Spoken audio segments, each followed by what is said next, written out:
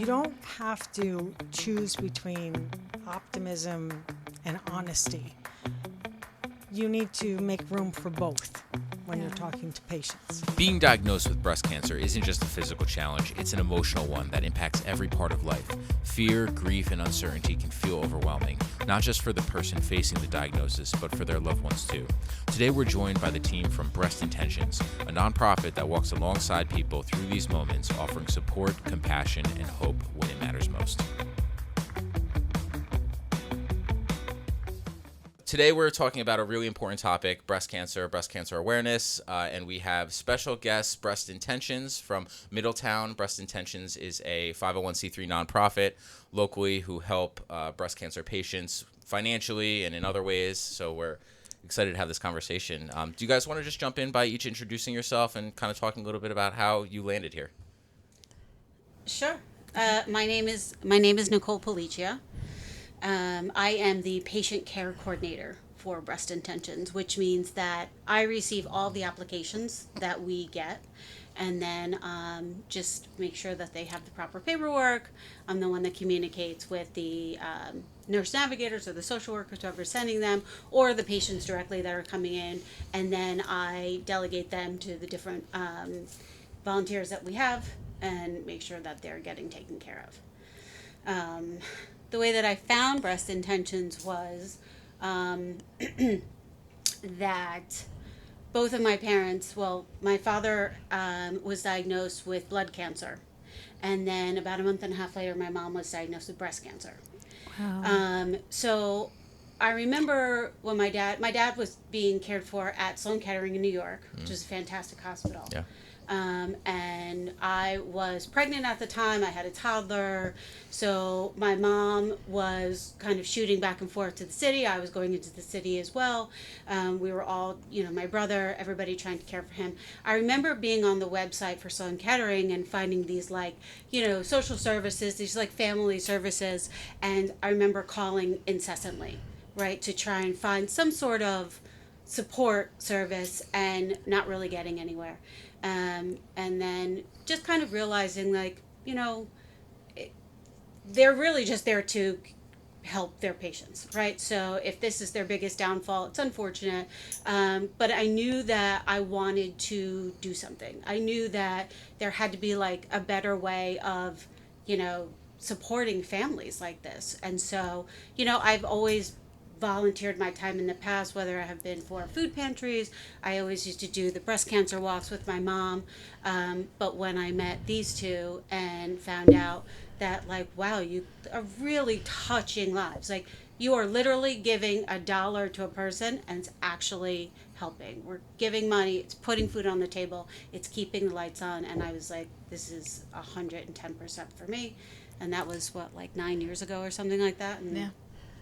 We've been doing it ever since. So, and she's never leaving. That's amazing.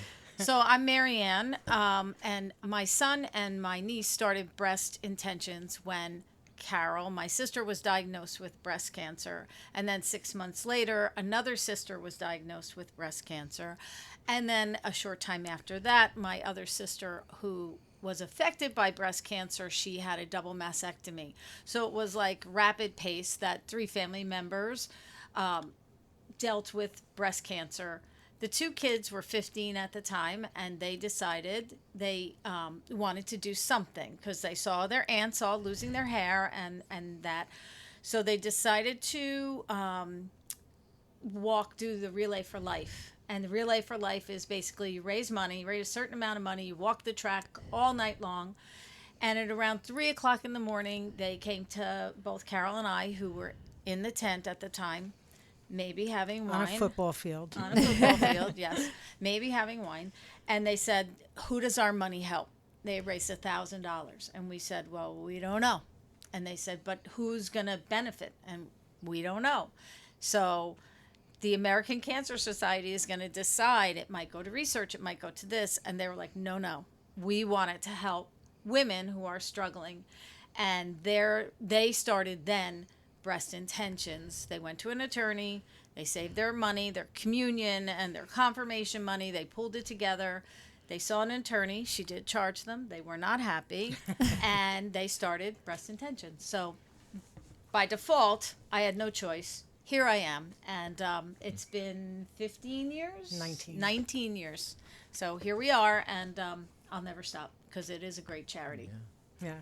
So my name's Carol Resch. I am patient 0 at Breast Intentions. And I was the first one diagnosed in my family with no history. I actually was the one who advocated for mammograms among my sisters. I promised them I would buy them lunch every year if they would go for their mammograms with me. So That's we a good did. deal. That's a good deal. Yeah, right. Every December we would go for our mammograms. So we did. So this was October. I woke up in the middle of the night with a searing pain in my breast, and I felt it. And the moment I put my hand on my breast, I was like, that's not good. So I was not doing breast self-exam, which probably would have found it much sooner. This was 10 months after my last mammogram, and I was diagnosed with stage 3C invasive ductal carcinoma. So part of our message these days, we have an educational program. Yeah. Part of our message is to go to the high schools and educate young women about their risk for breast cancer and breast health and self-examination and things like that. But so 19-year survivor, that's how we know how long we've been around. Yep. And things are going great. Yeah. Yeah. So we're lucky. Well, thank you so much all for sharing your story. I mean, that's so inspirational. First of all, just to be sitting across from a survivor, that's so inspirational. And then to hear a group of 15-year-olds say, we want to do better and we're going to start a nonprofit organization. You guys have a very tight-knit family. Yeah. Yes. Yeah. Yeah, Very- we're lucky. We Yeah. are very lucky. Yeah. As a mom, that must have been a very moving thing. You know what? The Erica and Michael, they've been obviously grew up together, right? Because we're sisters, and they would set things on fire and do things that they shouldn't have done. So when they said, "Oh, this is what we want to do," we were kind of like, "Okay, go for it," and they did. So it has been we've helped them every step of the way. When they went to college, they were like, "You're up." Because we wanted them to study. And now they're both in finance, are very successful, and now they help even more so. Sometimes more than we want them to, but like they tell us what we can't spend and stuff like that. So, That's where that finance degree comes in. yeah, exactly. And we've roped in Nicole's children too. Oh, yeah. So there's no escape. Once you're in, it is You're in. Hotel California. You're not getting out. Yeah, true. Yes. So I want to speak a little bit to the psychological effects of realizing something's wrong. Getting that diagnosis, starting treatment. Can you guys speak a little bit to that? Because obviously it's hugely physical, but it's also very psychological and emotional too. Right. Like, how did you feel when you got that diagnosis? Okay. Mental health challenges can occur at any time during the breast cancer journey. Certainly, anxiety is the first thing you feel. Depression, fear of death. These are all the things I felt. Treatment side effects. You don't know how it's going to affect you. You're facing an uncertain future.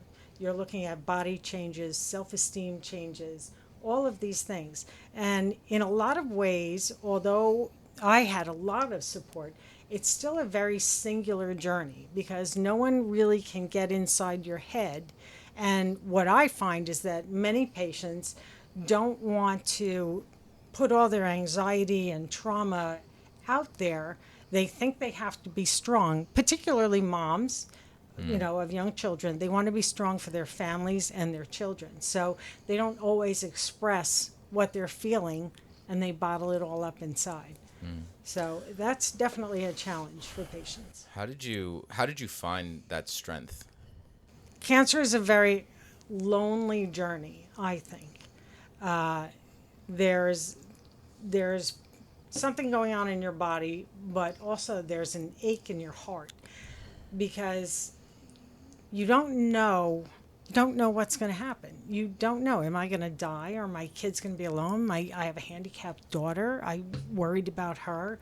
I didn't have a will at the time. My strength came from my siblings, certainly, my husband, my children. Marianne, she's my person, so she's the one I would go to. And I think that her acknowledging how I felt and saying things out loud that I was thinking helped me process it.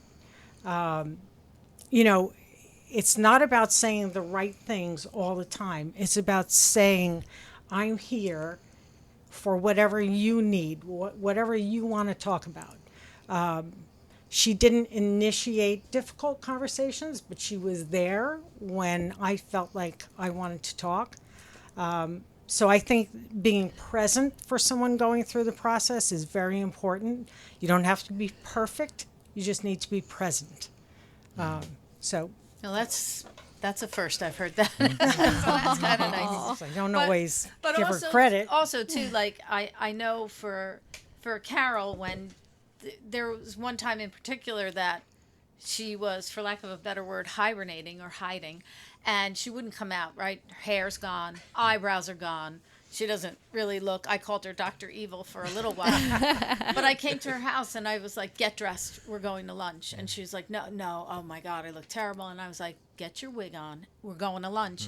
And I do think that she went to lunch and, looking around, who's going to see me. But that is a very big thing, I think, for a lot of patients, because no matter how good your wig is, you still look different.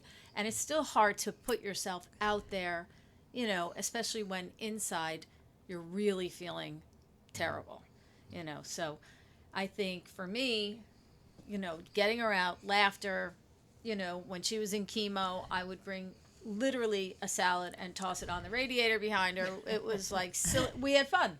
We had fun, believe it or not. So I think that's important. My husband came with me to my first chemo, and I had adriamycin and Cytoxan. They call this drug adriamycin, the one that takes your hair. They call it Red Death. So he came with me to my first chemo, and they put the Red Death into me, and I was just waiting. I didn't know what was going to happen, and then got through that first treatment, and we went home, and I said, "Okay, you're good. Marianne will take me to the rest. You go back to work. I'm all good." Yeah, yeah. And it's probably so different having someone who's going to be a little bit more silly, and you probably know when you need the different things Right. during the course of your treatment. Right. Yeah. I love that you have that in a sister. Like, that's so Yeah. special. Yeah, it was great.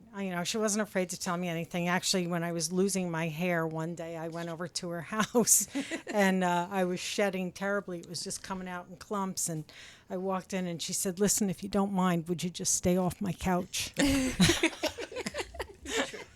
That's a true sibling. It is true. It is true.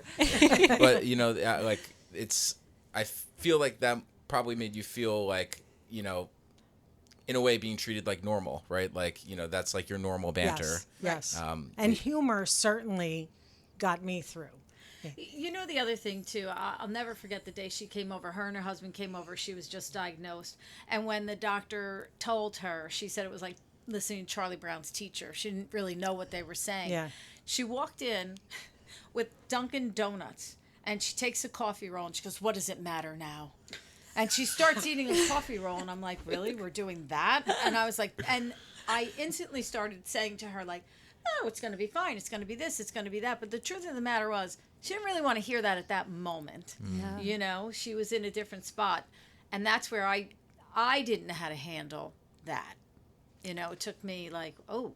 It's so shocking, I think, to receive It a is cancer shocking. diagnosis, and right away you think you're going to die. You think you're going to die. I mean, because I didn't really know a lot about cancer. Our father had cancer and died, so Yeah. that's what we knew. That's your So, perspective. I went online, which is a good and a bad thing. I certainly think you want to be educated about what you're looking at and what you're dealing with, but I went online and I put in stage 3C invasive ductal carcinoma, and it told me I had a 50-50 chance of living for 5 years. And Oh, my I was horrified. I had goodness. ordered furniture. It hadn't Scary. arrived yet. I It's said to scary. my husband, "Let's cancel that order. Why are we paying for that?" And he's like, "Whatever you want to do." Right. He doesn't know how to react to that. Right. That's such a. I had yeah. also just retired from work, had a fabulous wine collection, and we were going to take it easy and travel and relax. And I said to her, let's start drinking the good wine because I don't I was know. in for it. I was So like, that I can get behind. Yeah. It was, and then honestly, I remember everybody came to the house after my mastectomy. I think it was the next night. Everybody came and had dinner, all the kids and everything. And I remember your son Michael said to you, "Well, what did she have done?" And you explained to him what a mastectomy was. And I remember him looking like at my chest, like, "What?" You know. So for children.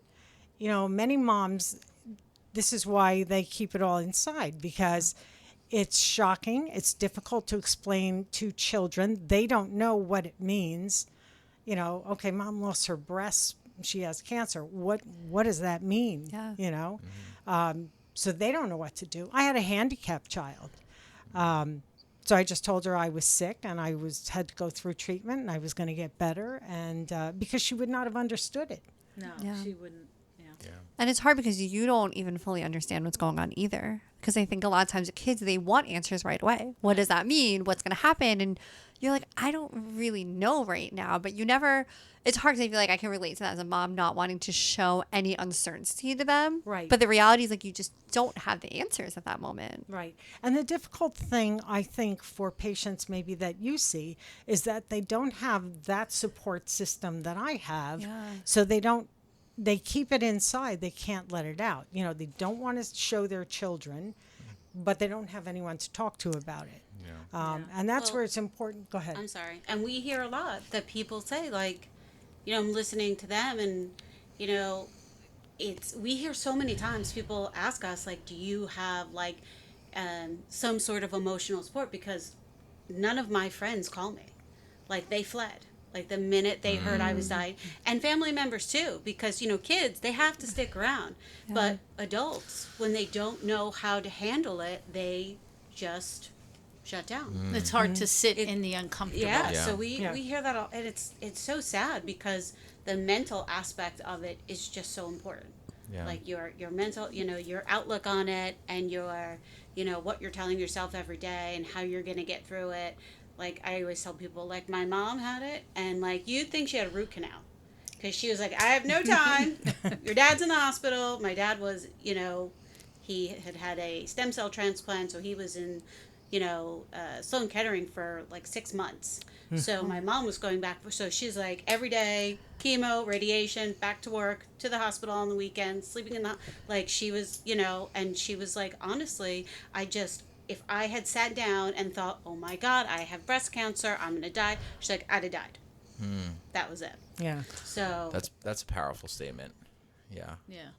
Yeah, it's like how much of it do you acknowledge in the moment and you want to feel realistic about it, and then how much do you want to not just only sit in it and not focus on the positive? Like finding that balance is probably so tricky, and I'm sure it probably changes every day too. It does change every day. And what I find is it's important for people around you to be present, to acknowledge what you're feeling.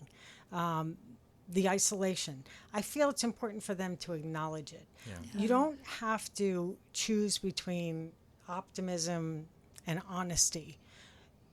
You need to make room for both when you're talking to patients. And I think that that's really important, to acknowledge what they're feeling at the time, help them through it, let them know you're going to be there through the whole journey, and be present.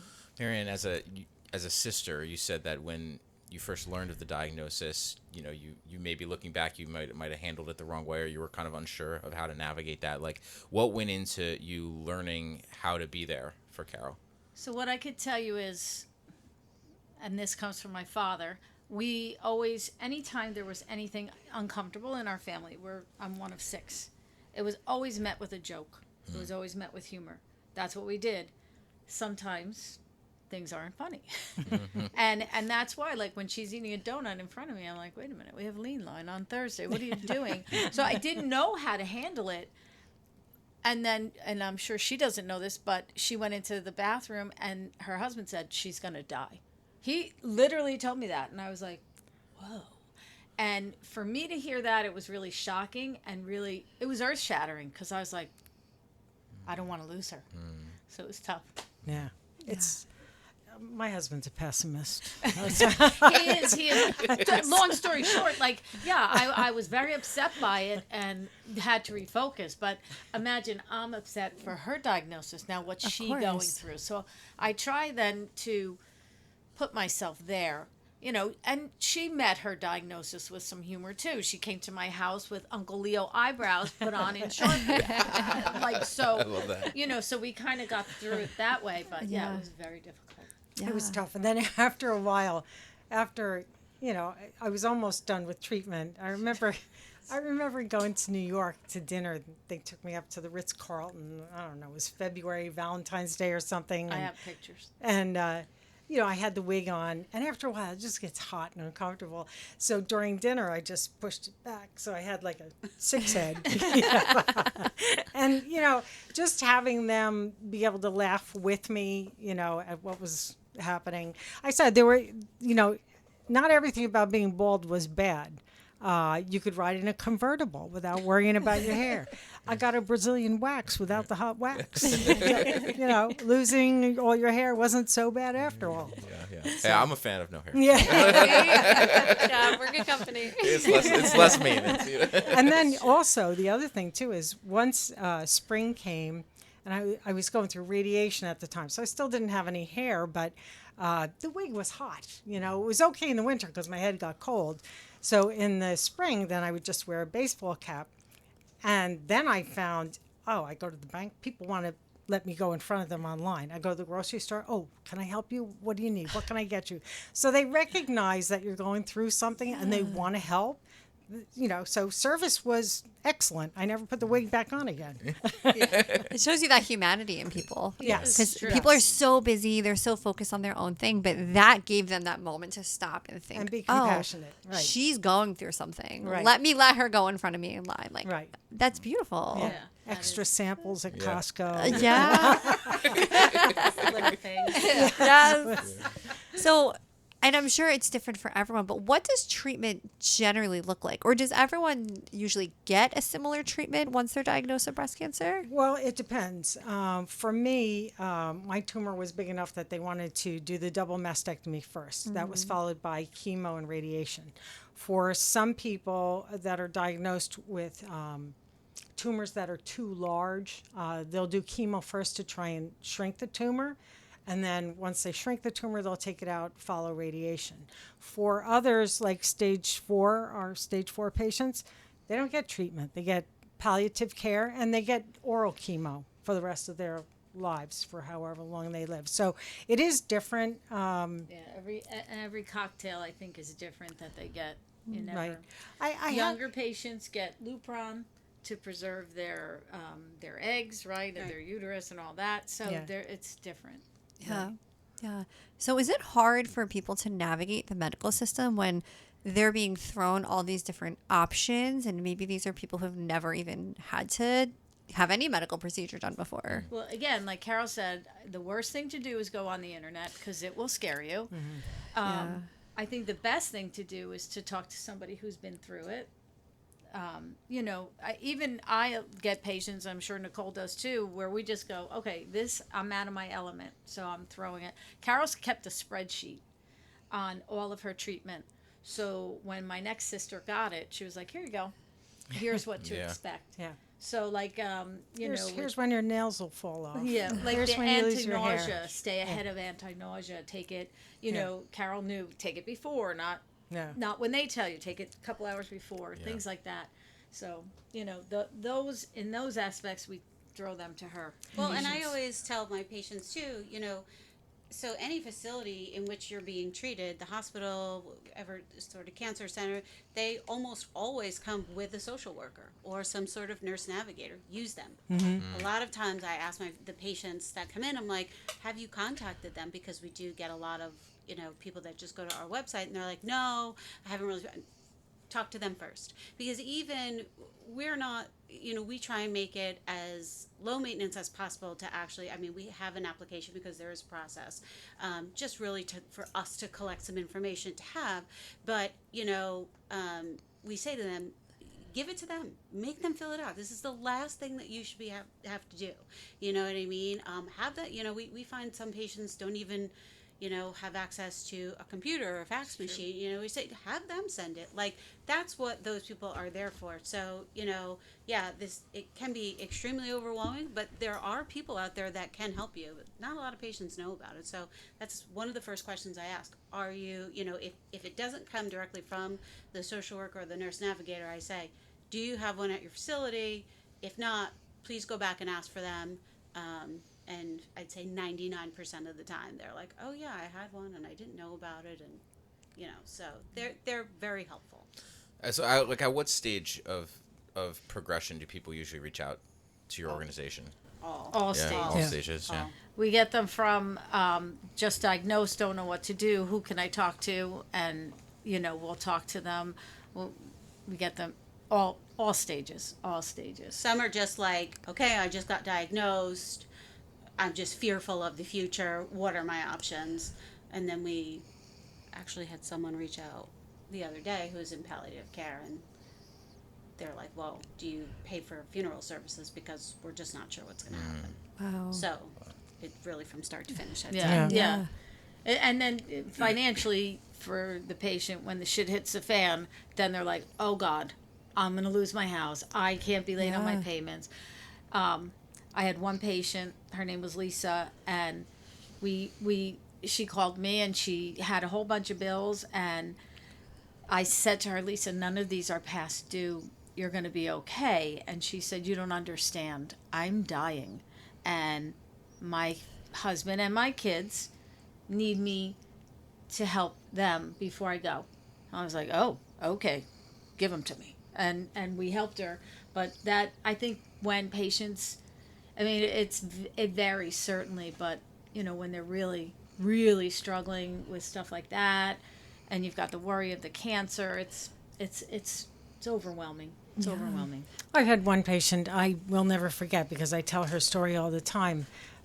She was end stage breast cancer, and I called her to see what her needs were. And she said, it was rent. She needed help with rent and utilities. So I said, okay, no problem. And I said, well, what else is going on? Is there anything else? And she said, well, there is something else, but I don't think you're going to be able to do it. And I said, well, tell me what it is. And she said, well, I have two little girls. They're 5 and 7. And I have a life insurance policy, and I cannot afford to pay the premium, but it's all that I have to leave for my girls when I'm gone. Do you think you could pay the premium so I don't lose the policy? And we did. And I think that gave her the comfort to be able to pass peacefully and know, that there was something there for her children. Yeah, it's a lot. And that one stays with me. Yeah. Because it's life changing what you guys are doing. I think it goes back to what you said before of who is this money going to? Who is this really helping? You know who that money is going to. You know that exact family that you are touching with that and the impact that that's having. I think that you should tell them the mom story. Oh my gosh.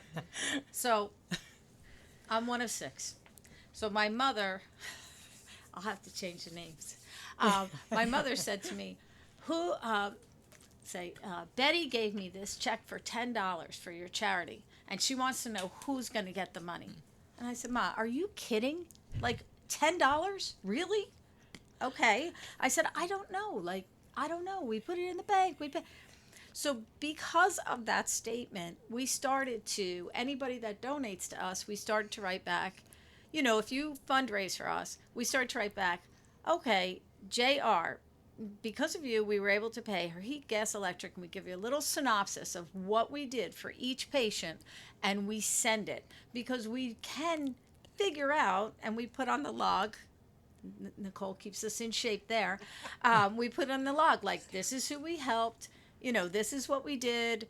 This This is how the much we mortgage gave. Yeah, and we do it, and it really does stem from Betty, who gave us $10, who demanded to know where it was going. So, but I will tell you, if you're going to give your money to a charity, that's kind of what you want to know. Like, it's great, research is great and everything else, but there are people hurting right now that we can help right now. And I always say,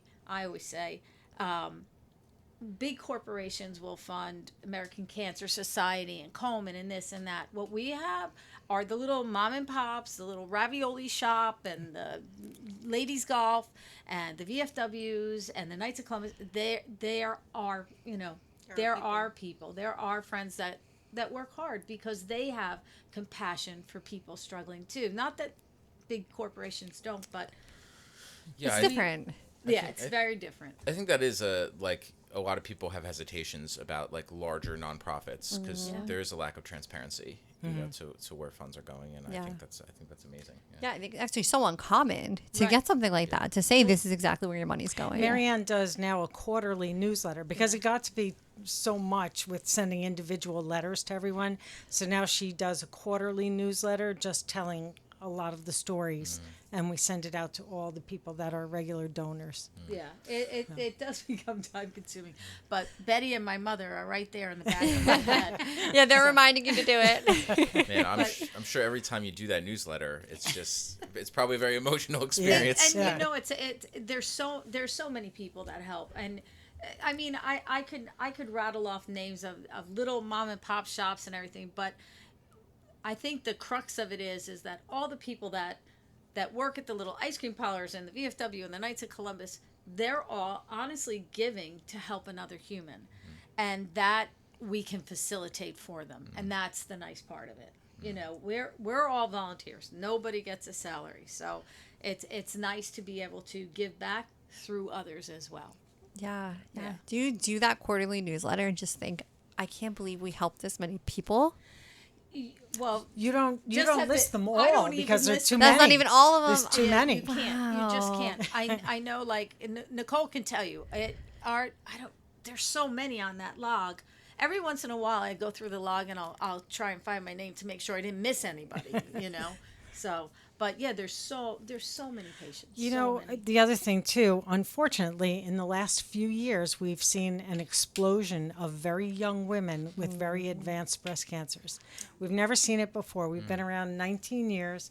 This year, the patients are coming in fast and furious, and there are 20-year-olds and 30-year-olds. We just took a young girl out to lunch. She's going to speak at one of our events. She was diagnosed at 19. 19. She's now 25 and has had a recurrence. So, you know, this is why our Pink Pact program is so important.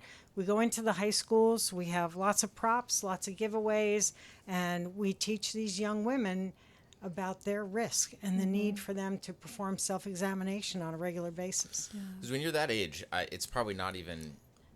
People don't even think about it. You As think a, it's No. you think it's an older women's disease. Yeah. Your mom, your aunt, your grandma.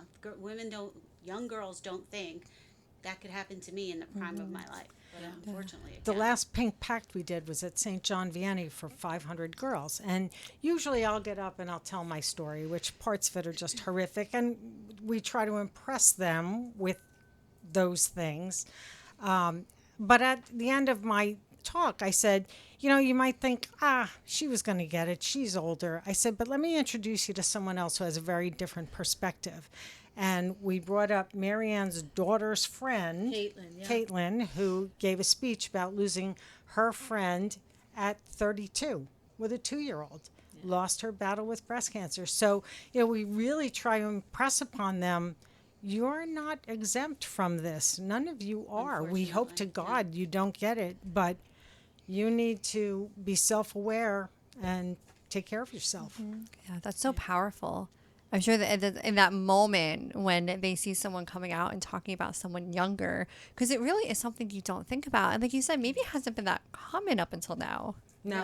I never. I mean, when I was a kid, I never thought about it. Yeah. I mean, you can. I look through we log every single patient, every single inquiry that comes in, and so we have all the birth dates and ages, and you can see. I mean, you can just see the trend, and it's alarming. what do you think is going into that? Do you have any ideas? Conspiracy. Yeah. Oh, we love conspiracy We're theories. conspiracy people, yeah. Right? COVID vaccine. I chalk it up to the COVID vaccine COVID because it's vaccine. only since COVID that we've seen this Wow. explosion. Or the. I mean, we would see the one-off every now and then that would come in a 20-year-old, but now, since the COVID vaccine, an explosion. That's my take. That, Yeah. Yeah, or the what is it? The HPV. HPV. Yeah, that was the other thing somebody had said once, but I don't know. I mean, we just live so differently Right. than we ever have. Also, There's so many people are, there's so many things are more, even though there's such a big push, like if you think about it, like if you go to the grocery store to buy, packaged goods, it's a lot cheaper than buying something that's organic or freshly made or farm raised or what have you. So, people just, and all of these like, you know, cosmetics and the skincare routine and stuff like that. Every once in a while you'll think about, I think about anyway, like, oh, I wonder what's really kind of in all of that stuff. And then, these The plastics. and there's so much information out there. So I think it's hard to pinpoint, but people just don't really know what they're putting in their bodies anymore. Yeah. So It makes me think about, like, sometimes on furniture, like you see the P95 California label on so many things that you order, and Yep. you don't really think about it, but like it says on there, Yeah, we've seen something recently came in that had a cancer warning across it, and I'm like, I can't remember what it was, but it was just a regular product. Cereal. Oh my Yeah. goodness, Kids and honey nut Cheerios. Like, it's ridiculous. So. it's terrible. Yeah, it's Yeah. really horrible. Yeah. Yeah. it's funny too because a few patients that we've had will say, can you give me a Wegmans gift certificate or a ShopRite gift certificate now that they're doing the organic part because I want to start eating better. And it's a shame that you get a diagnosis and that's where your head goes, like, oh gosh, it's the food, or you just want to be healthier, but it's Yeah. a fact. Well, Yeah. we do have a lot of patients that are, in an unfortunate position, and when we say to them, like, where are you going? They're going, they're going to food pantries. And Yeah. as someone who I volunteered at a food pantry for a really long time, people don't donate organic fruits and vegetables. They donate their old canned goods that Yeah. have a ton of sodium in them, or you know what I mean. So it's so we're happy to give out the food cards, and hopefully they're going to put some good food in their bodies. Even the hospital stays. I had a girlfriend that was diagnosed with leukemia, and she was actually studying to be a nutritionist at the time. And the food they were served, she's like, do you want me to live? Like, Like, why are we and so- serving it's this? wild, the and food that they give out in yeah, hospitals. and so Yeah. she had us bring her food, and she's like, and thankfully she's here today to talk about it, but she's like, Yeah. I'm pretty sure if I would have eaten what they gave me, I'd be gone. Yeah, it's like Marianne making salads on the radio. No. Right? So I don't know how to live. You're not eating that Jello, or, Yeah. It's We're great. like, what is happening? Don't look behind the curtain. It's It was fine. great. But it's true. I think that a lot of times I think there's more people are looking at it now, like what's in your food, what's in your products. But I think not enough people are looking at it. And like you said, maybe they're not looking at it until later on. Now I have a diagnosis. Now I want to pay attention to that. Sometimes too socioeconomically to Yeah. just mirror what Nicole said, I have no choice. they don't have a choice. Yeah. There's And no we, choice. and we do Yeah. meet many patients that don't have a choice. Yeah. It's like, how do you make better choices in that situation? Because sometimes you can't, right? Like if they're saying this is what is available to me to feed my family today, That's what we're you're not gonna going to look at the ingredients as much because the we're going to best take we what can. we can in that situation. I had a 34-year-old patient. She had a 16-year-old daughter and a 2-year-old, and they were going to the food pantry. She was really struggling, to pay rent, so they would go to the food pantry. And I said, well, how are you with food? And she said, well, my daughter and I will go without so that my 2-year-old can be nourished. So we're okay. We go to the food pantry, so we're okay. And we sent her, like, food cards. No one should make that choice. No, No, Right. no, it's horrible. Wow. Yeah. And just to hear those stories Sad, and to know sad stories. what an impact your organization can make for people like that, it's so impactful. And even just the emotional feeling, I'm sure, of them receiving a food card, aside from the nutritional value they're going to get out of that, but just to see, wow, these people are really supporting me. Probably feels like a lifeboat. Yeah. Yeah, Yeah. they're shocked. Some of them Yeah. are shocked. And then when I'm a companion crier, so Me too. the young lady that we just had lunch with, who's 25, which is mind blowing. But I had called her on the phone. I said, okay, we were able to pay, 2 card payments. We paid your rent. I sent you $400 in ShopRite cards. And she goes, okay, thank you. I said, all right, I got to talk to you later. Because she was going. And when I saw her at lunch, I said, I knew you were going to, cave in the car. And she goes, yeah, I know. I go, that's why I hung up. She goes, and I appreciate that. And I said, all right, we're solid. As you're talking, like it sounds like I'm not sure exactly how your organization works, but it sounds like these people are paired with a patient support, A caseworker. but you're also working with people individually, and you're working with people individually. We get We so all many do it. patients. Everybody Yeah. does it. Everybody Yeah. does it. What do we have? 5 or 6 caseworkers? Depending. Yeah. So I mean, again, we're all volunteers, so a lot of, we work, we have families. So we have 2 ladies that volunteer for us, but they actually run one of our largest fundraisers every year as a separate entity. So like they dropped off recently because they're preparing for that, which will be in September. So they're out for the next few months, and just so happens that we have just been slammed. Yeah. So like we've Yeah. got like, I think like 15 patients Yeah. or cases in the last And like, Nicole's 3 your days. first point of contact, and we see them come in, but you're responding. So Yeah. she's Yeah. Yeah. You've been so busy. yeah. So it was kind of all over for a little while, but it was better, I think, as one person just kind of fielding it. But yeah, so it's probably 5. It's actually like 8 or 9 of us because we have a few more. But again, people vacation, people Right. have things going Yeah. on in their lives, so. I imagine like the emotional aspect of that support, that one-on-one connection. Like a lot of charities, I feel like sometimes it's just like they're writing checks or they're maybe, but like this seems very like you talk to the patient. I'm sure sometimes you guys feel like therapists, right? Yeah. But it's for me. I always, when I talk to a patient and we talk for a while, I always say to them, "What is your goal? What do you want right now? Like, what is the thing that's keeping you up at night that you need me to focus on for you?" And they'll say, my son should go to camp while I'm in treatment. Got that. That's easy. That's a layup. What else? What do you got? And I think we all do that. And, I try to do it quickly, maybe too quickly. I'm not too, chatty so much on the phone. Tell me what you need. Let me get that done right away. Right away. Solution oriented, right? So, I think for me, my secret weapon is that I'm a stage 3C survivor for 19 years. So, women, they're boo-hooing on the phone, and I'm like, listen, I had exactly what you have, and I'm 19 years out. So you're going to be fine. It's tough to get through the treatment. Call me anytime. We can talk, we can chat about what you're going through, but you're going to be fine. It's tough, but you'll get through it. And that's why I give, like, if actually we just had a patient, I spoke with her when they were at lunch with the 25-year-old, and, she had me on the phone, and she said, "Do you have any sort of emotional support?" She was, she's had a tough road, and now she said, "I just got diagnosed, I don't have anybody," and I was like, this one is going to Carol. Because that is her superpower. got She her. can speak to it, and Yeah. Yeah. if she can even, I think, sometimes if you just have one person that's just like, I know what you're going through, and like your journey may be a little bit different than mine, but look where I am. You know what I mean? You're gonna So get through it. It's it's priceless, really, for these people. I can't imagine the power of that, of hearing that on the other side. Yeah. I've been through what you're going through. Yeah. It's going to be okay. It makes a difference to them. I can tell you that. Hugely. It makes a difference. Because they probably think no one has. Right. They've often, like, I'll say I had 3 sisters affected by breast cancer, and Carol is 19 year survivor drinking the good wine. You're going to be okay. You're only you're here. You're going to be okay. And they're thank you for saying that. And it is a relief. When I was diagnosed at stage 3C, I couldn't find anyone. Like, I would go online, couldn't find anyone that had stage 3C cancer. So I thought, oh great, they're all dead.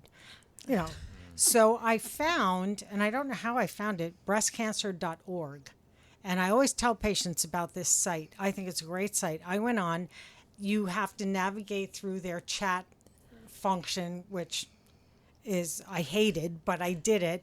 And I found a group of women that had stage 3C invasive ductal carcinoma who were starting chemo when I was, and we all went through it together. And now, 19 years later, we are still in touch. We sometimes meet up for vacations.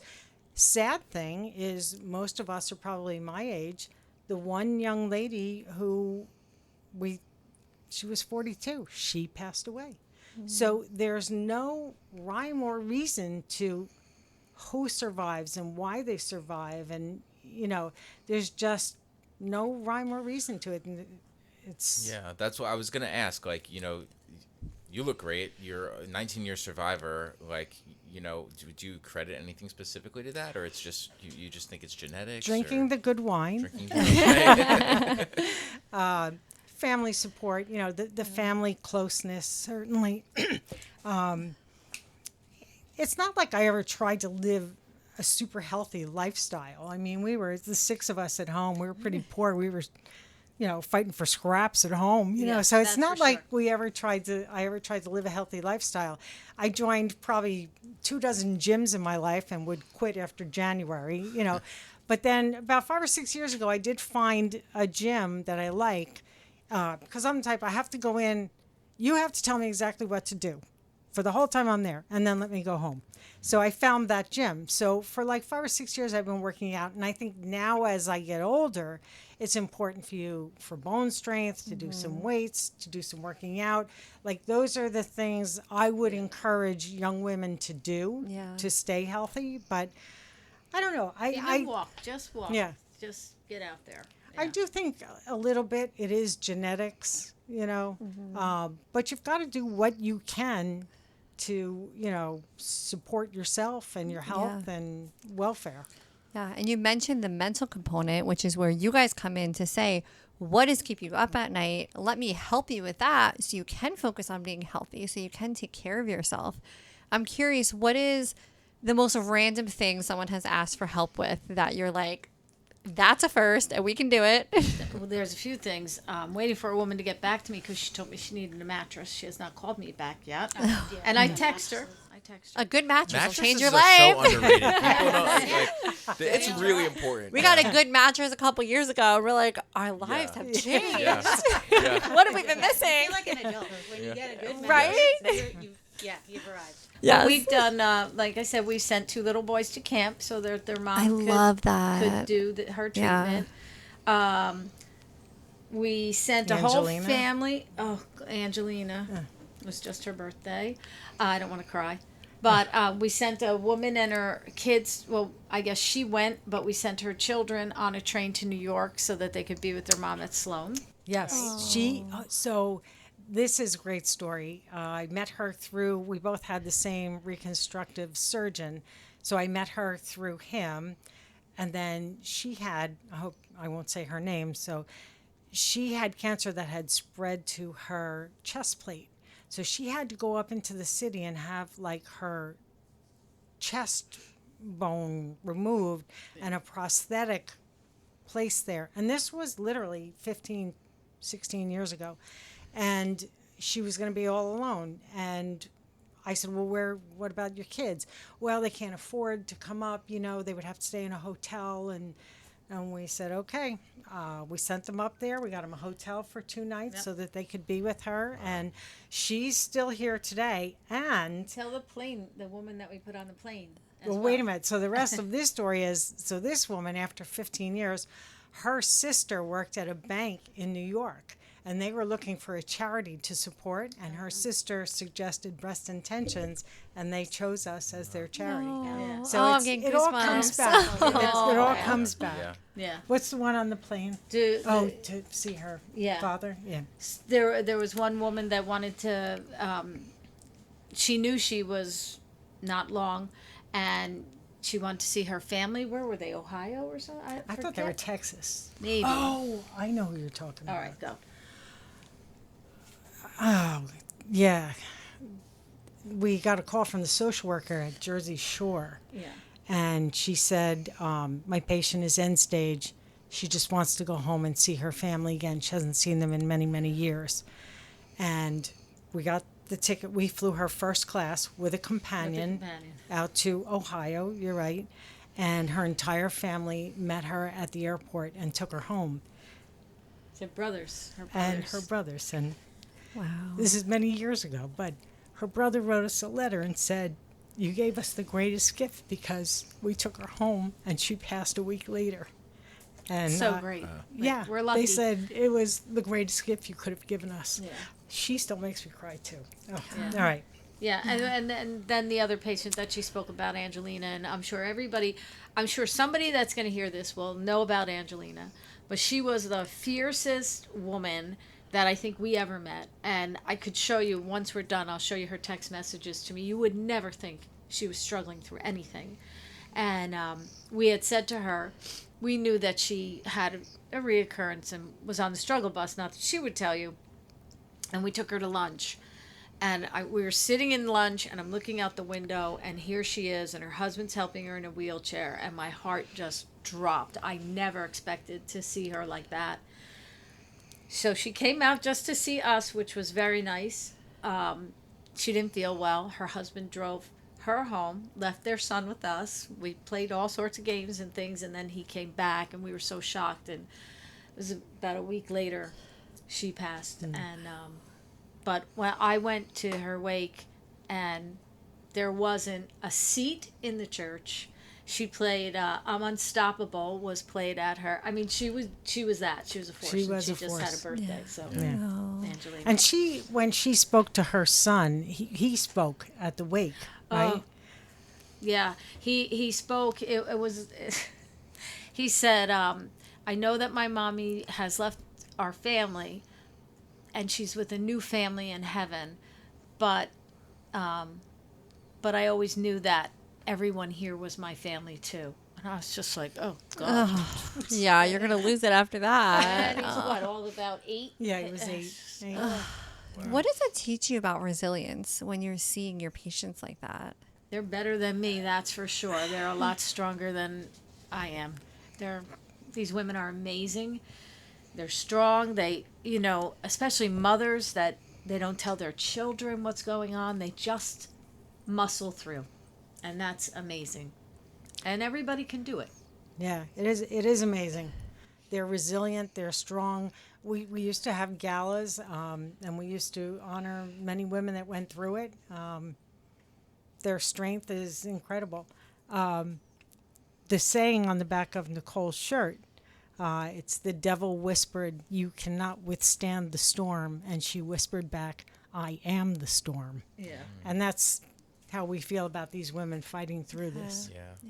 All right, do you find that they're coming to you in that moment of crisis saying, like, I can't do this, I don't know how I'm going to do this, and then a Some couple do. months later seeing them and being like, look how strong you are, and look, you are doing it, and look Yeah. how amazing you're doing during this. We have had people. Well, we do have some come to the bingo.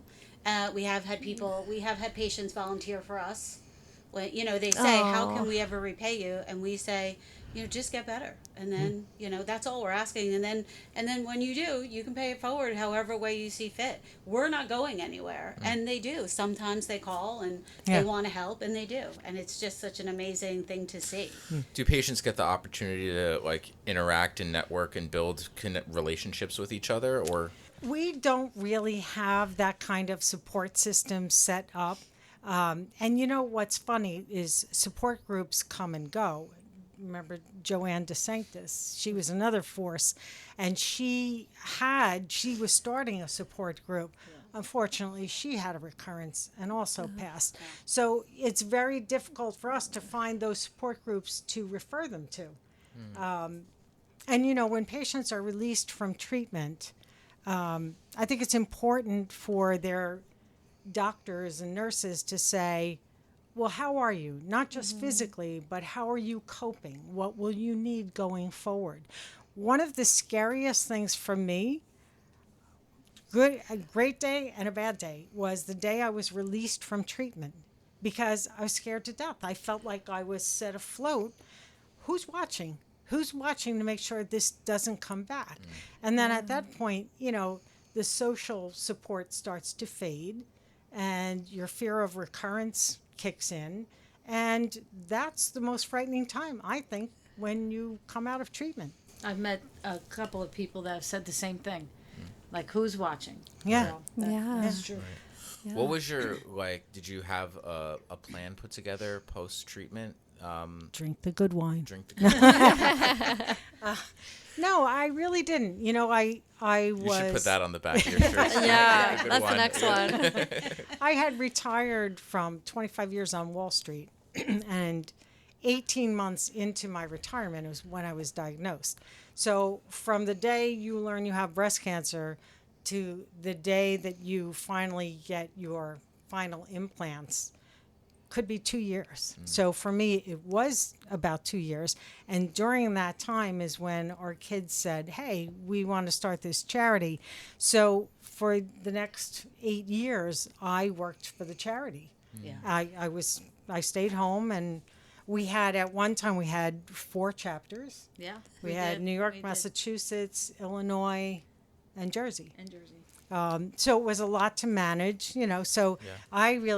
you and I both worked at it full time. That was a lot. Yeah. But it, again, I always say that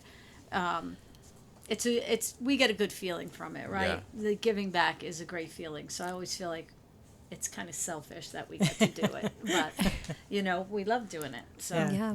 But Never no, stop. I didn't have a plan because I was kind of thrust into the work for the charity.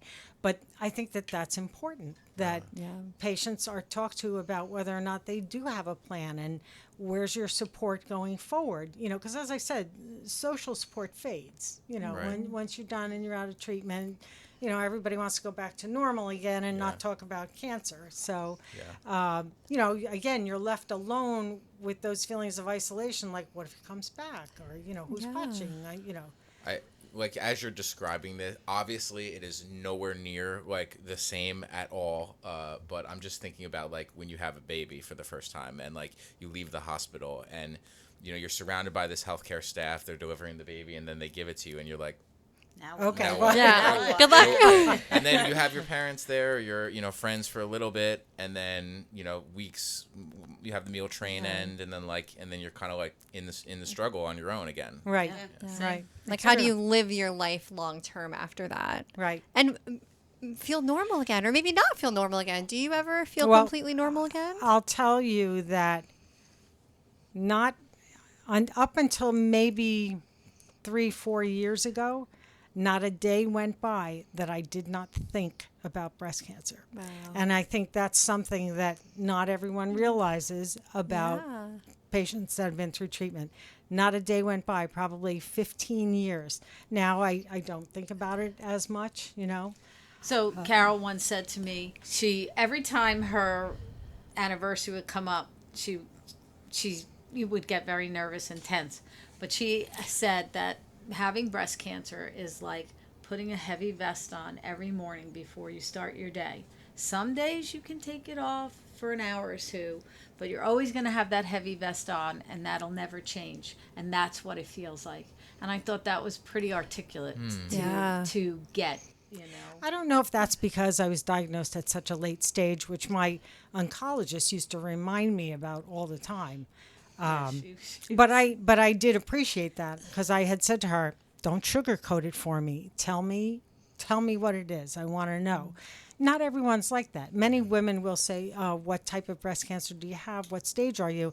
"Oh, I don't know. I don't know. It's ductal, I think." That's true. And That is very that true. helps them get through. They don't Yeah. want to They know don't all wanna the know. details. They just Yeah. and they may be better off for that because maybe when they're done with treatment, they don't think about it anymore. Right. Yeah. Like, they don't want to Yeah. know that in the moment. And I wonder how much of it too is providers not oversharing, like maybe for a particular reason, or I don't know what your experience was, but sometimes doctors kind of come in and out of rooms, and I'm sure patients are left like, I don't even know what's going on. Right, Right, yeah. right.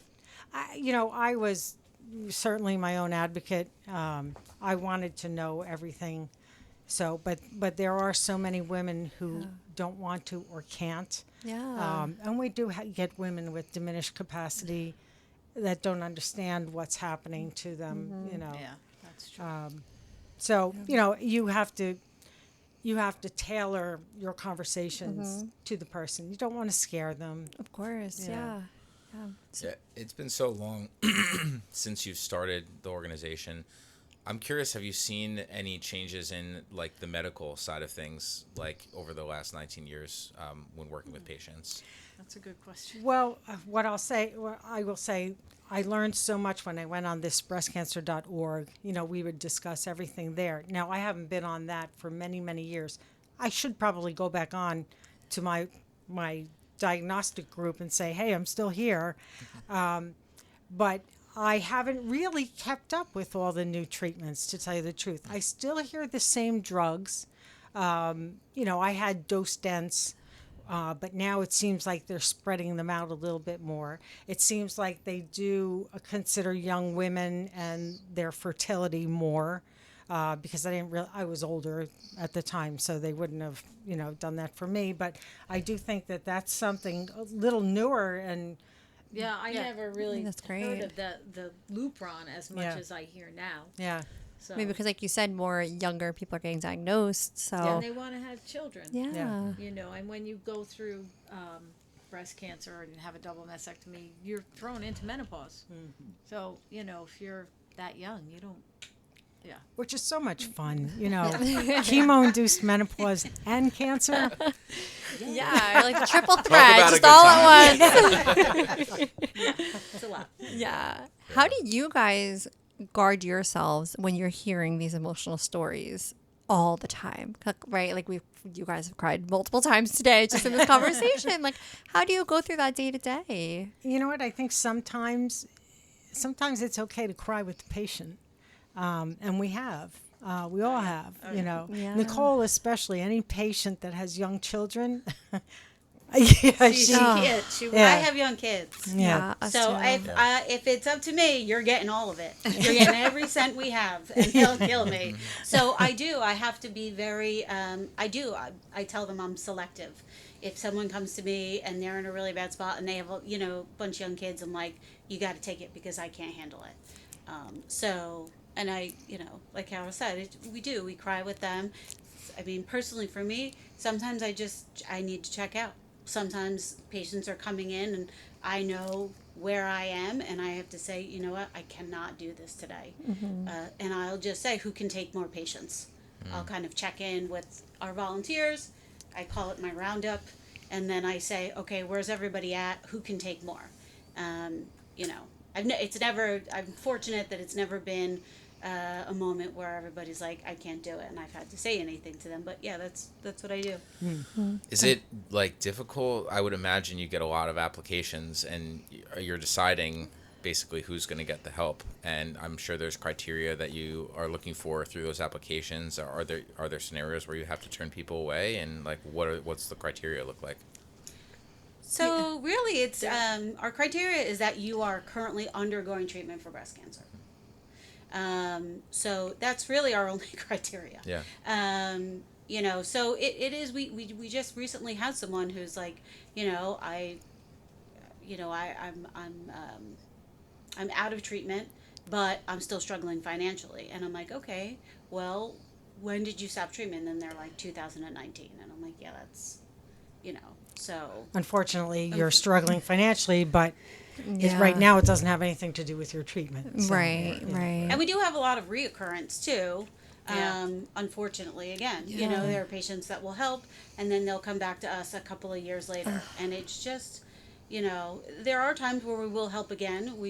They'll have a reoccurrence of breast cancer or some sort of medically related incident that kind of kept them from working or catching up, and so we will consider that. Sometimes they were in a bad spot when they got breast cancer, and we were fortunate enough that we could help them, but things really haven't changed since, and so we have to look at that. And There are Yeah. times when patients are so far behind on their mortgage that they're going to lose. They're in foreclosure, and we won't throw good money into a bad situation. We'll say to them, "Look, we'll get you an apartment. We'll pay your security and your first month's rent, but you're not going to be able to sustain this in this house. So let us know what you want to do, and we're here for you." But we have to be reasonable. People are donating money, and You have to we're steward that. trying to be fiscally responsible with what we're doing with your money. Yeah. So and then occasionally, not often, we get a scammer, who comes in and sends fake utility bill, and we always we fake doctor's note. yeah, right. That's interesting. We just Yeah. watched a documentary on that. Remember, it was called Scamanda. Amanda, No. yeah. I don't know if you guys have seen that, No. but she was faking Yes. having cancer, Yeah. and she was doing it in so many different scenarios, like at work, her Yep. kids' school, They at were throwing church. fundraising parties Yeah. Yeah. for her. Oh my goodness, Yeah. that's Well, we always what a check the shame. bills that they submit. You know, we'll call the utilities and So sad you have to do that, but Yeah. it's good that you do. yeah. Yeah.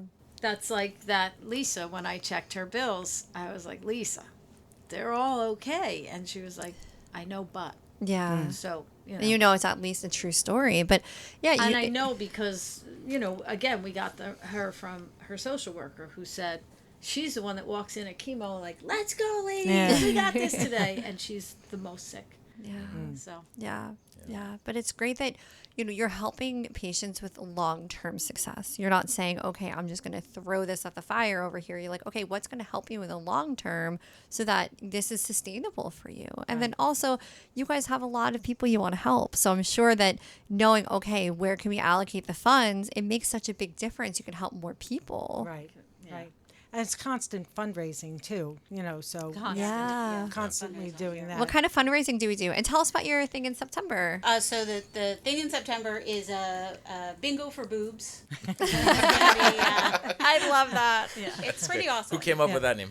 They did. Actually. Yeah, they did. They They came did. to us a couple of years ago, and they were giving to another charity, and they didn't want it. What was the? no, the Coleman, way. I think. Well, they were given to the race. They were Remember that race? the Coleman race.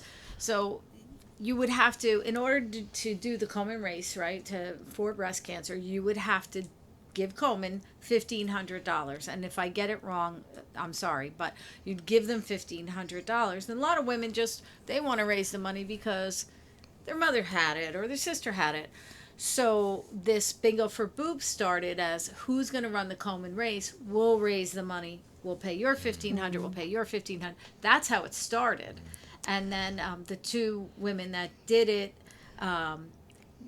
didn't want to do it any further. But there was one woman, Debbie, and she was like, "No, I'll keep going with it." So she did it, but instead of Coleman, because then Coleman took away their race. Because of the We- bombings, the Oh. marathon bombings, Oh, Boston. yeah. So they stopped doing that 18-mile, 3-day race or whatever it was, Yeah. And they picked us. So Yeah, again, we're lucky. yeah. Yeah. We have a lot of Zumba. So Yeah. I'm A lot sorry, of the bingo Zumba. is going to be September 26th, I think it's Friday. last Friday in September. So that's over at Mater Day or St. Mary's in Middletown every year, and it's a lot of fun, a lot of prizes. We do The Beacon Hill Ladies golf. golf. They Our- do a fundraiser. That's for coming us. up next A week. huge Yeah. fundraiser Oh, for Yeah. exciting. the Keyport Knights of Knights of Columbus. Columbus. They're just a great group of women. They do who- a picnic every year. a picnic every year, and Yeah. the prizes, like, if you can go, it's amazing. Yeah, They rain or work shine hard. too. Yeah, we've been in the rain. Yeah. Hair out to here, but Yeah. Stone Fit. Stone Fit, Stone Fit, Homedale Imaging. And Homedale Imaging, they do a combined Fit to Fight. So this year was their second year that they did it. So they do a couple of Stone Fit classes in the morning. You go to the gym, and then in the afternoon they do a big thing at Red Rock over in Red Bank, and Yeah. we drink and we toast and we eat, and it's Asbury all Park love. Games we just Asbury had. Park Yeah, the Games, CrossFit they did big ones. Games. CrossFit Games. One time we had a ravioli fundraiser, and that was awesome. That was great. That's Everybody amazing. loves That's awesome. ravioli. Yeah. Ice creams, Ice cream, yep. Crazies, Baked Bear, they've all Yeah. raised money, and Yeah. that was through the little guys like Nicole's son and my grandson, Aw. and all the little kids. They were like, okay, where can we go? And they were like, well, we like ice cream. So, and let me tell you, when a 7-year-old comes up to you and says, can we stand outside your store? No one's telling them no. Of Yeah. course. And, Yeah. and they're obnoxious. They're like, we need your money, Yeah. and they can don't sit- care. yeah. No shame. And Yeah. I love Yeah. it. Give it to them. Yeah. Who Yeah, wouldn't? lemonade stands we did last year. Yeah. We put out a thing and we said, have your kids do a lemonade stand, and we did not expect. We thought, $50 here, $100 here. What did we? $4,000. I think it was or something? $7,000. Yeah. I think it was $7,000 on $7,000. You know what? As You a- cannot Sorry, go ahead. No. I just say I'll never pass a You lemonade can't pass. stand. Yeah, right. We saw one the other day. And throw it did it the 20. other We day. stopped. Yeah, and Throw I it think we 20 paid for them a like cup of 3 times lemonade. what Yeah, they were that- asking for the yeah. lemonade. Literally- Right? Yeah, he Lemonade just. is always awful. Yeah. Oh yeah. Oh, and Yeah, the he's serving. like, well, then why is the cup so small? I'm like, I don't know. The first thing I did was complain about the serving size. But at the same time, he took all the cash from the center console. Was like, just give it to her. And I'm like, why are you complaining about the size of the cup? You just paid like $6 for it. Like, But she was so happy about it. she was so happy. You remember being a kid and doing a lemonade stand like that, Yeah. and the feeling you'd get when somebody would like, you know, Oh, yeah. Yeah. Yeah. I love how the community really rallies around you guys. I think Yes. the more people that know us and know that, we are all volunteers and we will tell you where the money goes.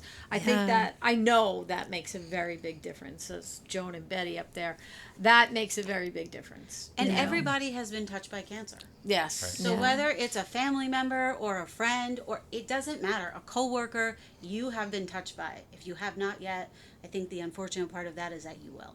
Yeah. You know, And so this is, like we said, like we're kind of this vessel, and we're, there are a lot of people that want to give out there and they don't know how. Yeah. You know what I mean? So we make it, we're blessed that we can be that go between, and we can tell you how you did. Yeah. so the St. John Vianney Pink Pact, we had 500 girls, and Marianne had a brilliant idea years ago when we first started doing Pink Pact. I think we're at Middletown High School North, and she said, "Everyone stand up." So they all stand up, and there's 500 girls standing now in the gymnasium, and she said, "Okay, sit down if you had a mother diagnosed with breast cancer." A couple sit down. Sit down if you had an aunt diagnosed with breast cancer, and more. And then cousin, friend, neighbor. And by the end, there's literally maybe one or two standing out of 500. Wow. Yeah. And then she'll say, "Let me introduce you to your speakers today. Now you all know someone who had breast cancer." Wow. Yeah. But I think that doing those things are powerful for those young girls. They have to participate. They have Right. to be up. They have to be down. They need to get prizes. And, we have little posters, and they say, "Orange, you feeling me?" And they've got 10 pictures of oranges with the symptoms of different kinds of breast cancer. And it shows it like on an orange, like lump or, redness or dimpling or depression.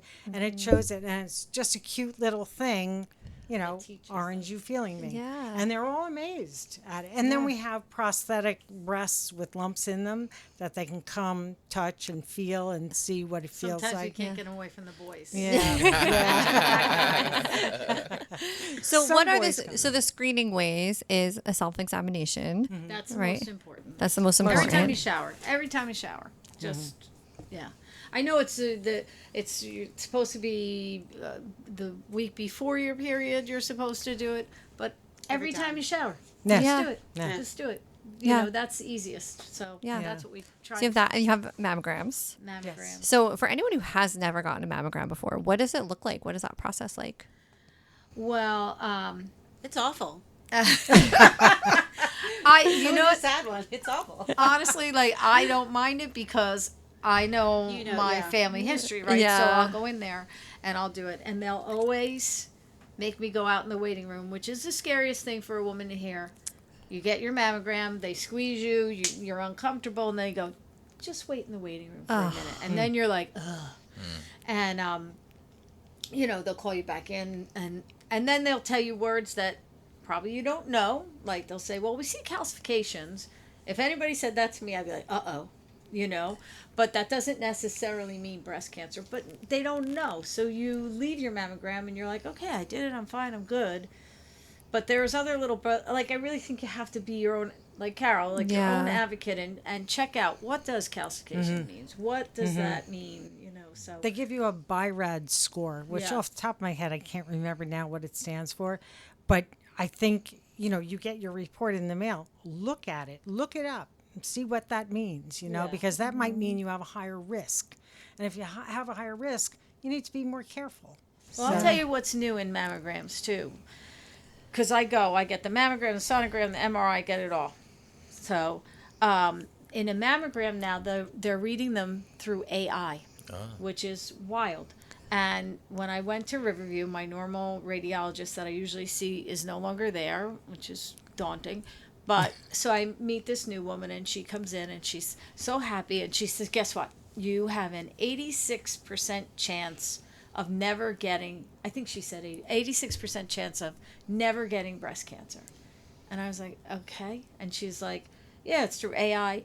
And I think that if you, that was fine for me and great, but I think that if you said to somebody, "You have a 76% chance of not getting it," and you're a pessimist, then you're going, "Wait a minute, Yeah. then there's a Yeah, 24% 24%. chance that I Depends will." on how Yeah. you word it, right? So I don't like that they do that. I think That's I almost would. too much. It's Yeah. almost too Yeah. much. Big percentage. You know, again, for somebody like I'm considered high risk because of three sisters. So, I mean, I'm lucky that I get to do all those different tests. Yeah. So the other thing too is they say now that the age that the youngest person in your family was diagnosed, for us it was my sister Joan at 44.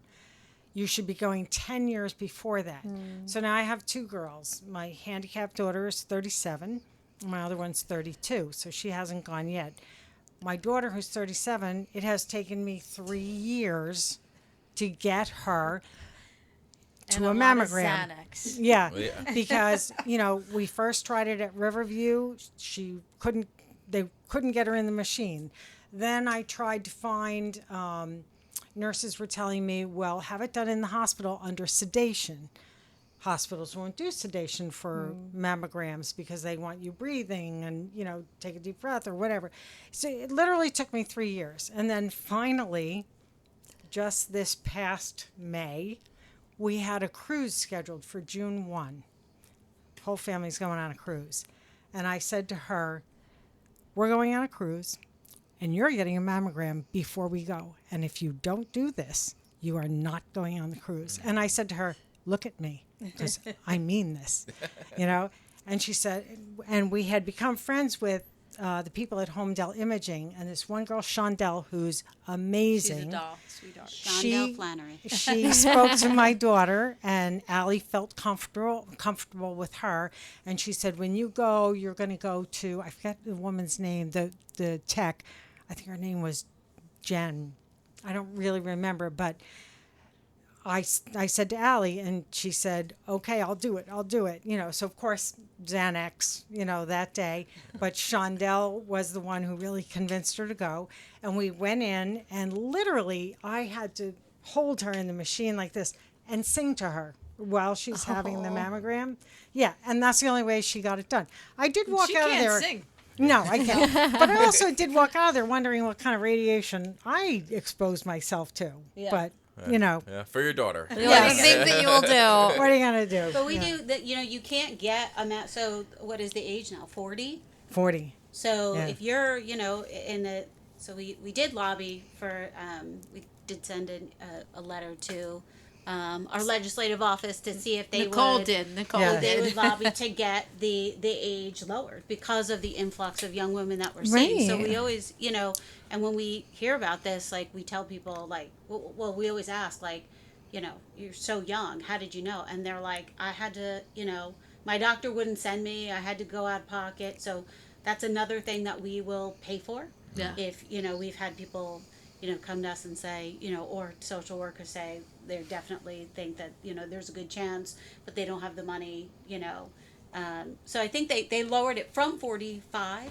to 40, Yeah. which I think is a Wow. big step. Yeah. Yeah, but you should be able to go You whenever should be you able want. to. And I think actually now there is something in there that says that if your doctor it has cause for concern that they can write you a script. I think it's at any age at this point. Okay. But- Yeah. That's a step so forward. we're moving forward. We're Yeah. moving forward. It's a shame that the healthcare system, like the barriers with insurance, sometimes it's really tough. Yeah. yeah. Yeah, but going, for how many years, you do see little progressions here and there. Yeah. Yeah. You Moving in the you right used to have to come back for the 3D. You know what I mean? You'd go for the initial, and then they'd say, "Well, can you come back?" And you're like, "Why? Why?" And you're Yeah. on the phone. They're like, "Yeah, we can't tell you." Yeah. You're like, what? Yeah. So Yeah. then What they're nobody like, wants to hear. so then they're like, okay. You're like, okay, when can I go back? And they're like, in 6 weeks. You're like, what? You're like, that's it. It's over. And then you go back and they're like, oh, it was nothing. So I've noticed anyway, for someone who's been going for the last 10 years, that it has actually, they just kind of give you, the 3D now so that you're not going through all of that stress of Yeah. them seeing a little something on the initial mammogram and then having to come back. So something else I was just thinking about. So a couple of years ago, now I'm a long-term survivor. A couple of years ago, I went back to Riverview for genetic testing. And I primarily did it because genetic testing has come so far and I wanted to know the risk for my daughters. Now, my handicapped daughter, because her health is in my hands, but my other daughter, when I told her that I was going to do this and I would let her know the results, what her risk would be, she said to me, I don't want to know.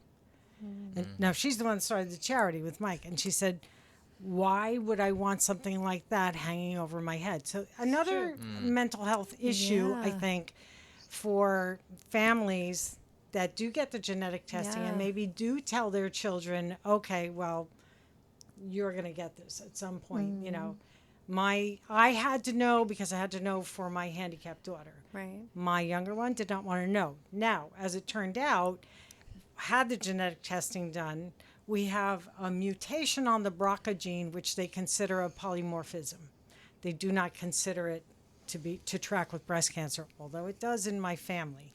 But all of the genetic testing came back normal. So of course I told my younger daughter, no worries, just make sure you check yourself all the time. As a survivor, if you could go back 30, 40 years, earlier, would you, and you had the option to know and the genetic information, is that something you would have Yeah, I'd wanted want to know. know? Yes, Yeah. I'd want to know.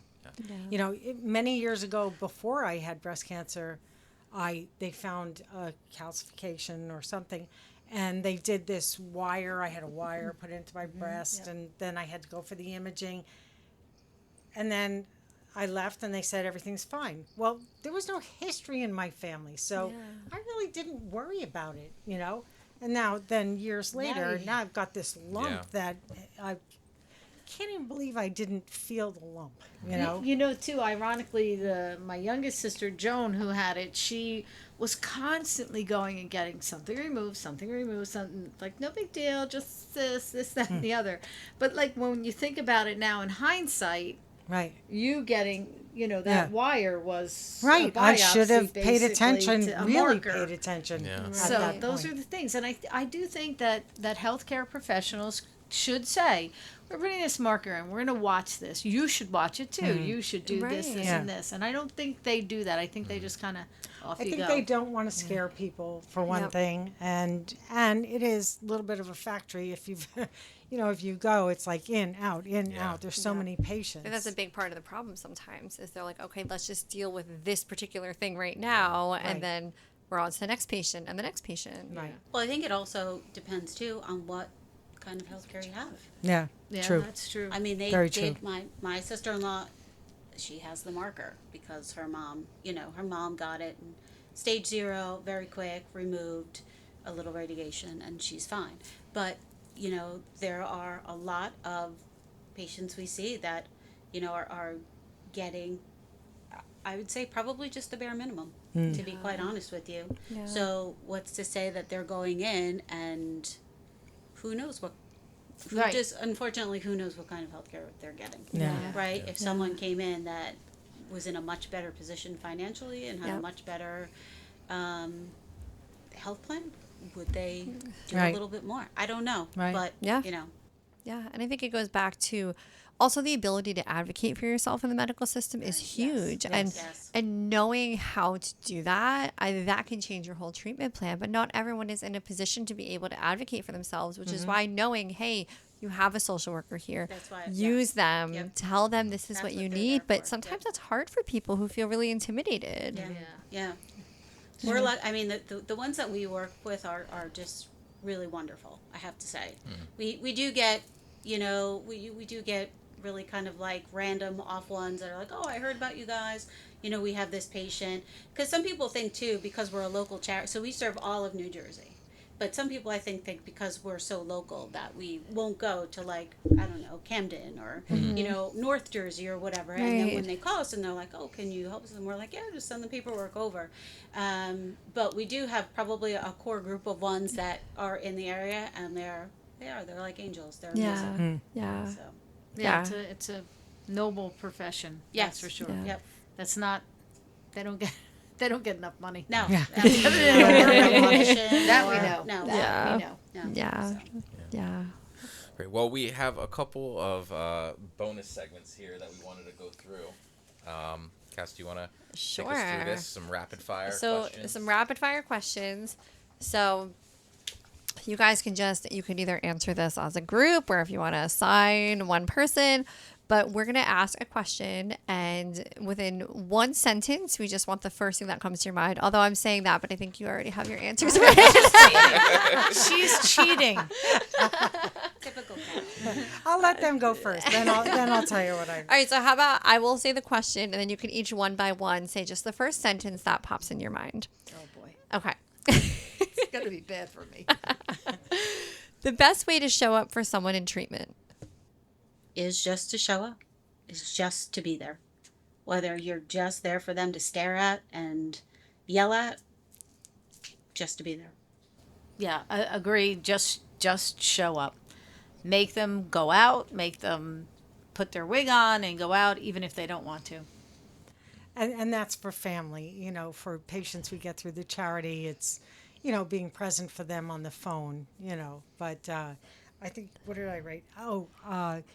Don't say, let me know if you need anything. Say, can I take you to your next appointment? Can I take you to lunch? Let me know if you need your house cleaned. I hired a cleaner. What's the best day for you to have them come?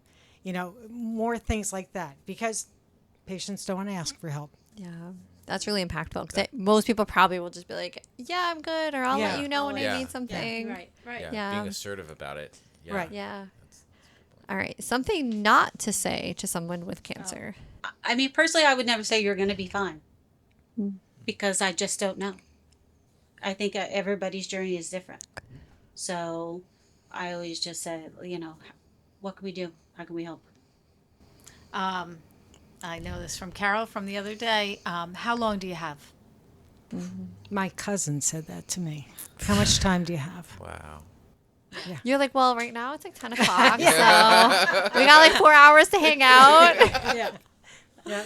Oh my that's goodness. He did.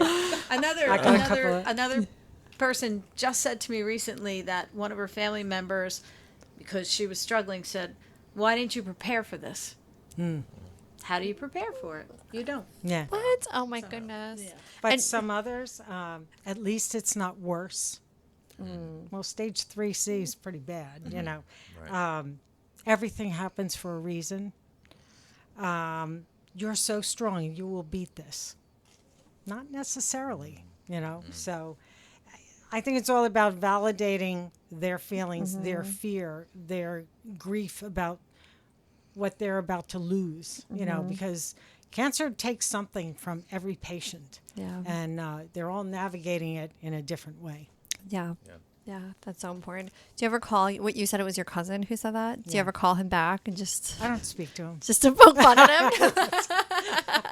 Some people are just knuckleheads. Yeah. He's one of Yeah. them. I'd just be sending him like a weekly text like, hey. Doing good. How about you? She's actually doing better. Yeah.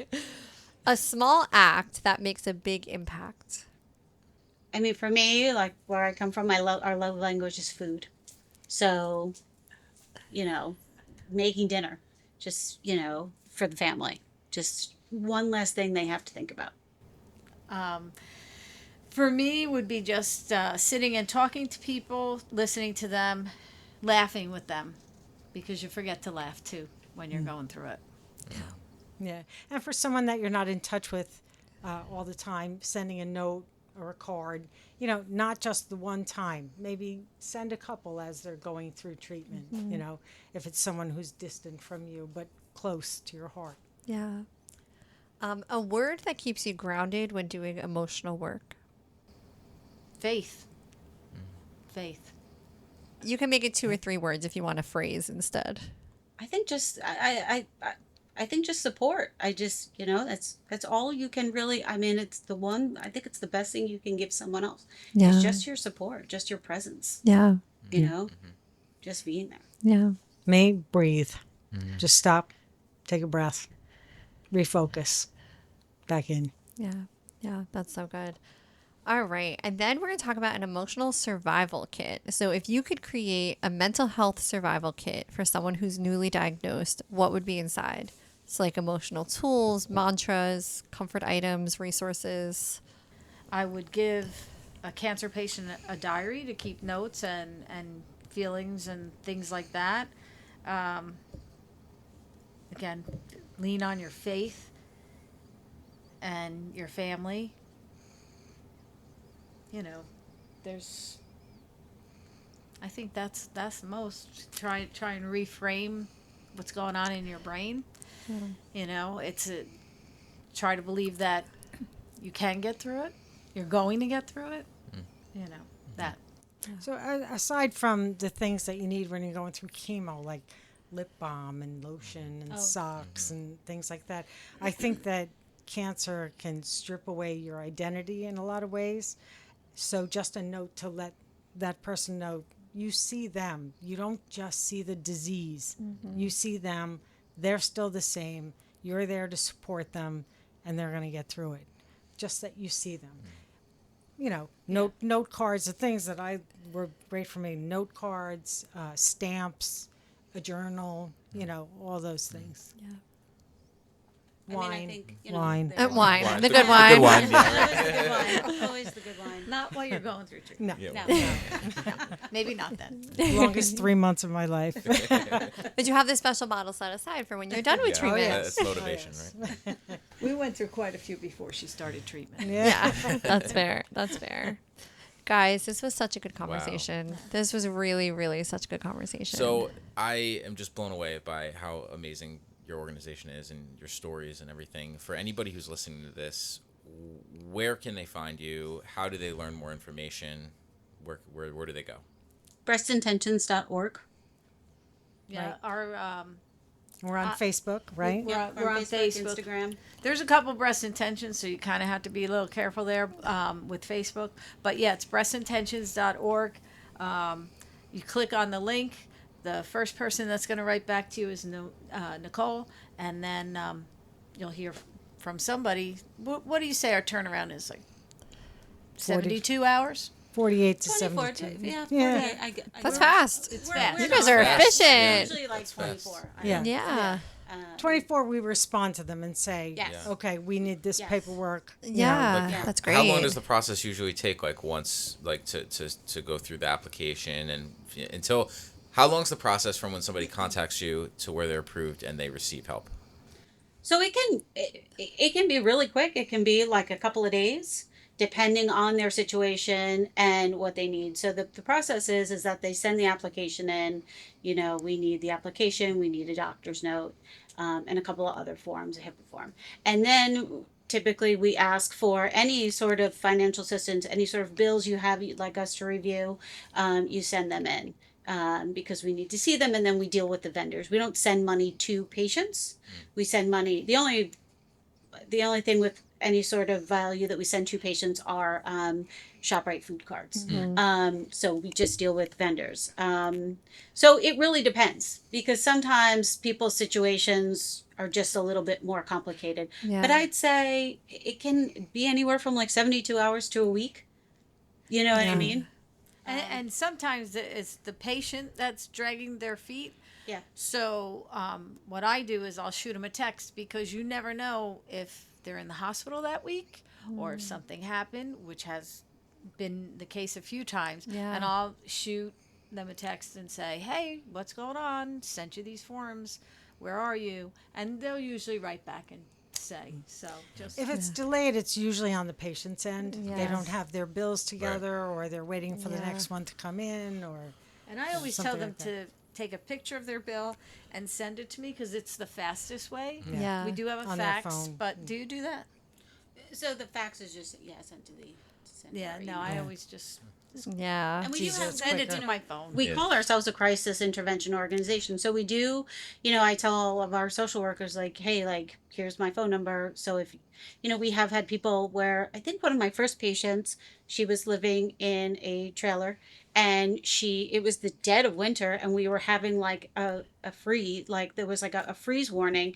And she was like, she was wheelchair bound, completely incapacitated. And she's like, I don't have any heat. I don't have any oil.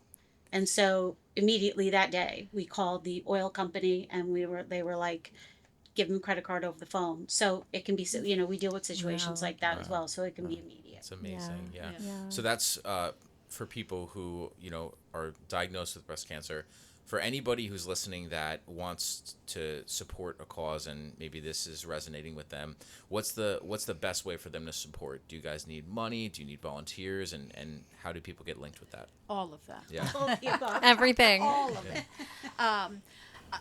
One of the nicest things is like I said, the Knights of Columbus, the VFWs, all these little mom and pop shops. Sometimes they'll run, if you're a salon and you're going to cut hair and you'll give 10% of that kind of work that they do is great for us because we're not again, we're all volunteers and there's not a lot of us. So whereas we're on the patients and the correspondence and things like that, those little fundraisers that happen for us is truly God sent, truly God sent, because we couldn't do what we do without without our community. We couldn't do it, and we get them from all over. We'll have schools run these little schools will run something, and they'll send us the money.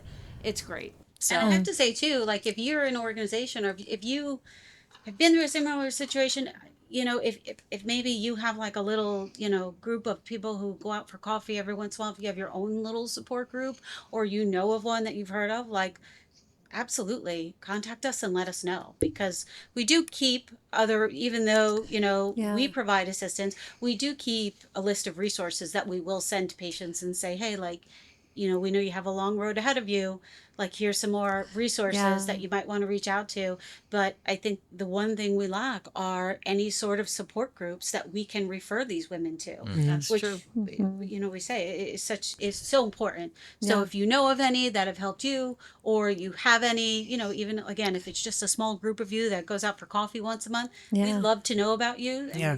we'd love to be able to refer you to to our patients. In terms of volunteers, everyone wants to volunteer with breast intentions because it is kind of a feel good, you're directly helping patients. But we don't have a lot of events where we need to pull in a lot of volunteers, because a lot of these events are being done for us, and then we show up, but they have their team, We need help sometimes for Pink Pact, but that's only really like in October. So October's a busy month. yeah, it's a very busy month. Yeah. Football games, every local high school will do a pink out game for us and raise money. So, nice. yeah, those are the guys that support us all the time, year after year. So, but in terms of volunteers, I wish I could say, we need volunteers all the time, but it's just not that way for us. Yeah. You know what, too? I always say if you volunteer for us or want to join Breast Intentions and come with us, the one thing that I always say, you have to talk to patients. Because the minute you talk to a patient and you go, I got your mortgage this month, Yeah. they're hooked. Yep. They're never Yep. leaving. She's hooked. She's Yeah. never Yeah, that is the most important thing, I think, is Yeah. that they connect with the patients. Not everybody can do that. Like some people will say, "Oh, I don't want to do that." Yeah. Everybody's afraid to do it, but Yeah. I remember my first patient when I called her. She was like, "It's not a good time. My doctor just told me it's worse than it was," and she started to cry, and I started to cry, and I was like, "Okay, what do you want? Like, I will give you anything." Yeah. So it is hard. It is hard. Yeah. I don't, I mean, you guys are the therapists, the experts. We're flying by the seat of our pants, but we're doing it. Yeah, I mean, what you guys are doing is just absolutely incredible. We admire it so much. And Yeah. We Honored would to love to even be have able you to guys send here. patients to you, but they don't have the resources to come here. That's Yeah. why if you if we could find a support group, especially like a Monmouth County support group, or a Middlesex County or Yeah. Camden County, in those areas, just one support group in each area. Yeah. That And we it's not could really refer ideal for people us to be to. like, you need therapy. Yeah, It's yeah. frowned upon sometimes. Yeah. Even though it's fantastic, some people don't take to it. So yeah, support groups would be great. Yeah. Yeah. Great. Well, thank you guys so much for coming on the podcast. Thanks This for is having us. amazing. Yeah, thank you for having us.